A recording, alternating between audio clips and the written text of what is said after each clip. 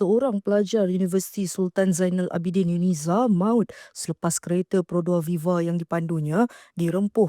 Sebuah kereta Honda Jazz di persimpangan lampu isyarat Jalan Kemajuan berhampiran Jabatan Pengangkutan Jalan JPJ Terengganu tengah hari tadi. Dalam kejadian kira-kira pukul 1.39 tengah hari itu, mangsa Syakira Hanan Mazli, 25 tahun, disahkan meninggal dunia di lokasi kejadian akibat kecederaan parah. Difahamkan sebelum kejadian, mangsa yang merupakan pelajar Diploma Pendidikan Pasca Ijazah Fakulti Pengajian Kontemporari Islam dalam perjalanan menghala ke Bukit Kecil selepas mengulang kaji pelajaran di Perpustakaan Awam Negeri Terengganu. Menurut maklumat awal, ketika mangsa membelok dari persimpangan lampu isyarat yang dipercayai bertukar hijau, kereta Pro 2 Viva yang dipandunya tiba-tiba dirempuh sebuah kereta Honda Jazz yang dipandu seorang lelaki dari arah pusat bandaraya. Rempuhan kuat itu menyebabkan kedua-dua kenderaan mengalami kerosakan teruk selain mengakibatkan sebatang lampu isyarat di lokasi kejadian turut rosak. Sepasukan anggota bomba mengambil masa kira-kira 20 minit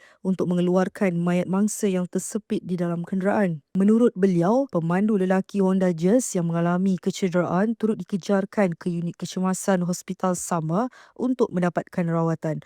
Kes disiasat oleh pihak polis bagi mengenal pasti punca sebenar kejadian.